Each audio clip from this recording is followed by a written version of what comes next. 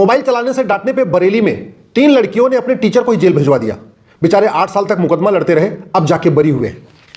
Teacher का नाम था विवेक जौहरी, मैथ पढ़ाया करते थे। 3 लड़कियां थी जो 8वीं में पढ़ती थी और घर से वो मोबाइल लेके आती थी।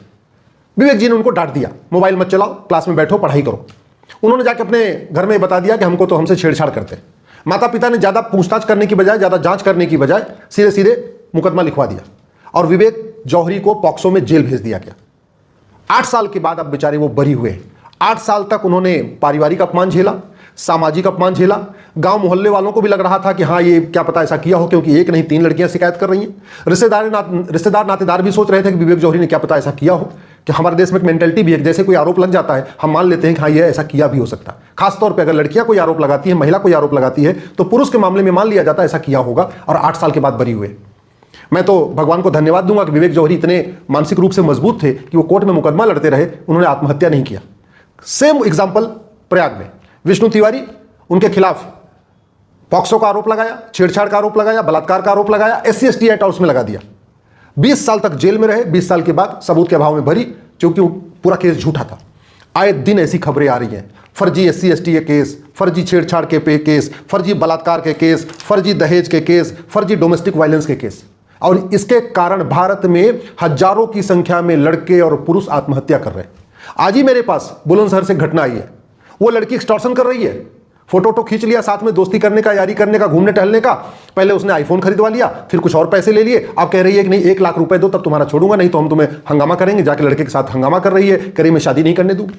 आज की डेट में लड़के आत्महत्या कर रहे हैं, पुरुष आत्महत्या कर रहे हैं, बूढ़े भी आत्महत्या कर रहे हैं इस फर्जीवाड़े के चक्कर में। दुर्भाग्य देखिए, न इस पे सुप्रीम कोर्ट में चर्चा हो रही है, न हाईकोर्ट में चर्चा हो रही है, न विधानसभा में चर्चा हो रही है, न संसद में चर्चा हो रही है।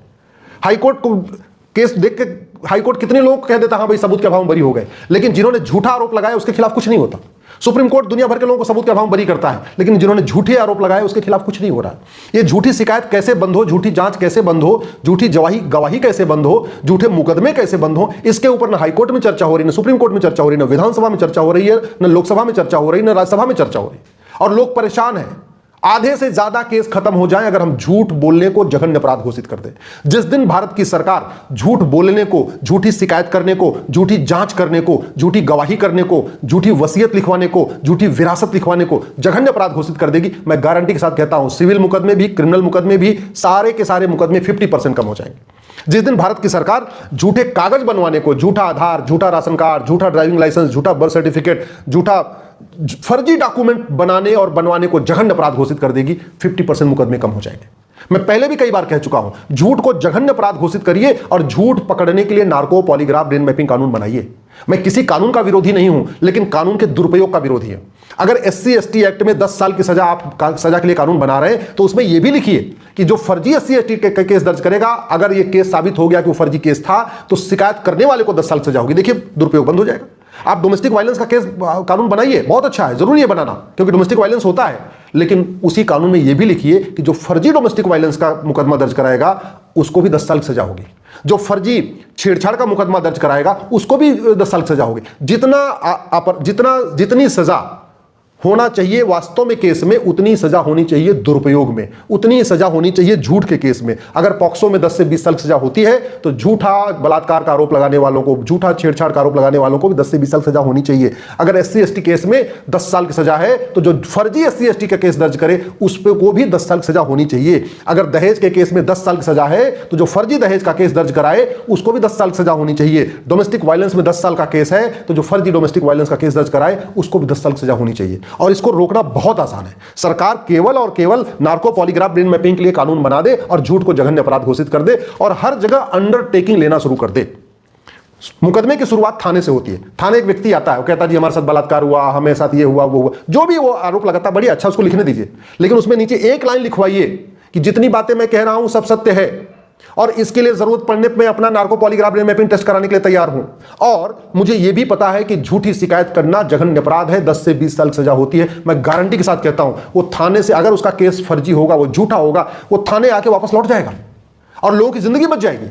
नहीं तो विवेक जौहरी 8 साल के बाद बरी हुए हैं, 8 साल तक सारे अपमान झेले हैं, लाखों रुपए उनका खर्च हो गया, कितने मानसिक तनाव में रहे हैं। क्या पता उनकी पत्नी भी सोच रही होगी, हो सकता है इसने छेड़छाड़ किया हो। क्या पता विवेक जौहरी के बच्चे भी सोच रहे होंगे, क्या पता मेरे पिता ने छेड़छाड़ किया हो। विवेक जौहरी के माँ बाप भी वो सोच रहे होंगे, क्या पता विवेक जौहरी ने किया हो। और तीनों लड़कियां केवल मोबाइल खेलने से मना किया, वो मुकदमा दर्ज कर दी। 8 साल के बाद विवेक जौहरी तो चलो बरी हो गए, लेकिन उन तीनों लड़कियों को कुछ नहीं हुआ। उन लड़कियों के माँ बाप को कुछ नहीं हुआ। जिन्होंने फर्जी शिकायत कराई उन्होंने कुछ नहीं करा, जिन्होंने फर्जी गवाही दिया उनको कुछ नहीं हुआ।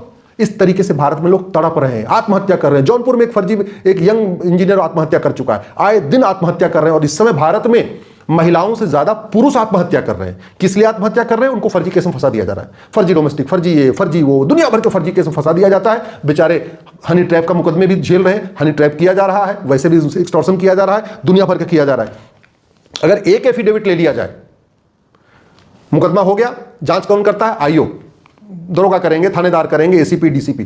पूरी जांच के बाद अगर उनसे एक अंडरटेकिंग ले लिया जाए कि जो मैंने जांच किया है बिल्कुल सत्य किया है, और मुझे पता है कि झूठी जांच करना गंभीर अपराध है, और मुझे पता है कि आवश्यकता पड़ने पर अगर जरूरत पड़ी तो इसके लिए मैं अपना नार्को पॉलीग्राफ फिंगरप्रिंट टेस्ट भी करा लूंगा। जो भी जांच करने वाला थानेदार होगा, या छोटा दरोगा होगा, या बड़ा दरोगा होगा, या एसीपी होंगे, या डीसीपी होंगे, मैं गारंटी के साथ कहता हूं जिंदगी में कभी फर्जी जांच नहीं करेंगे।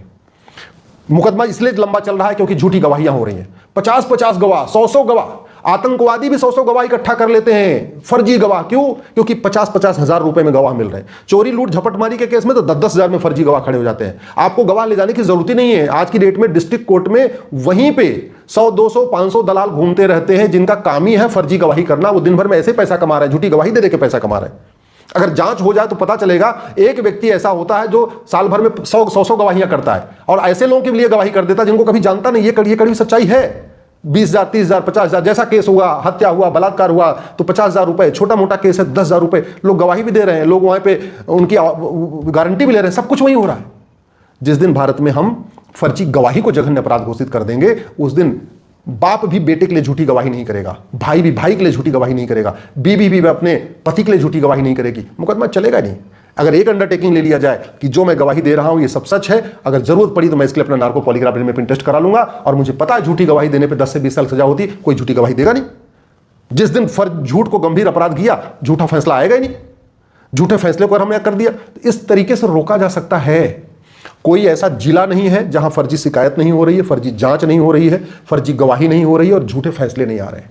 कोई ऐसा तहसील नहीं है जहां फर्जी शिकायत नहीं हो रही है, फर्जी जांच नहीं हो रही है, फर्जी गवाही नहीं हो रही है। भारत का ऐसा कोई राज्य नहीं है जहां लोग झूठे मुकदमों के कारण परेशान होकर आत्महत्या कर रहे हैं। कुछ राज्यों में बहुत ज्यादा कर रहे हैं, कुछ राज्यों में साल में कम कर रहे हैं, लेकिन आत्महत्या कर रहे हैं। दिल्ली एनसीआर में ऐसे लोग हमसे आके मिलते हैं, बेचारे 20-20 साल से लड़ रहे हैं, 25-25 साल से लड़ रहे हैं। बीवी तलाक देने के लिए तैयार नहीं, एक्सटॉर्शन कर रही है, परेशान कर रही है। एक दो बार लड़के लड़की आपस में मिले, दोस्ती यारी हो गई, वीडियो बन गया, अब उसके बाद वो लड़की करी पैसा दो पैसा दो पैसा दो, लड़का पैसा दे के परेशान है, और जब वो पैसा नहीं दे पाता कहता मैं तुम्हारे खिलाफ मुकदमा करूंगी, पॉक्सो का मुकदमा करूंगी। क्या भारत की संसद ने इसीलिए कानून बनाया हुआ है। और इस फर्जीवाड़े को रोकना किसकी जिम्मेदारी है? इसकी जिम्मेदारी सरकार की है, इसकी जिम्मेदारी संसद की है, और सबसे बड़ी जिम्मेदारी इसकी जिम्मेदारी माननीय सुप्रीम कोर्ट की है। सुप्रीम कोर्ट का एक फैसला है Selvi versus state of Karnataka का, मैं पहले भी कई बार कह चुका हूं, महाभ्रष्ट जज ने वो फैसला दिया था। जस्टिस बालाकृष्णन का फैसला है, जो अब तक आजाद भारत के सबसे भ्रष्ट जज माने जाते हैं, और उन्होंने ये फैसला इसलिए दिया था जिससे भ्रष्टाचारियों को नार्को पॉलीग्राफ फिंगरप्रिंट टेस्ट न हो, जिससे भ्रष्टाचारियों को पकड़ा ना जा सके। कुल मिलाकर भ्रष्टाचारियों को बचाने के लिए Selvi versus state of Karnataka का फैसला जस्टिस बालाकृष्णन ने दिया था। उस फैसले को बदलने की जरूरत है, झूठ को गंभीर अपराध घोषित करने की जरूरत है, झूठ पकड़ने के लिए नार्को पॉलीग्राफ मैपिंग कानून बनाने की जरूरत है, और सरकार को यह काम बहुत जल्दी करना चाहिए। नहीं तो इतने लोग पीड़ित हैं, वो संगठित नहीं है। जिस दिन संगठित हो गए उस दिन बहुत बड़ी समस्या खड़ी हो जाएगी।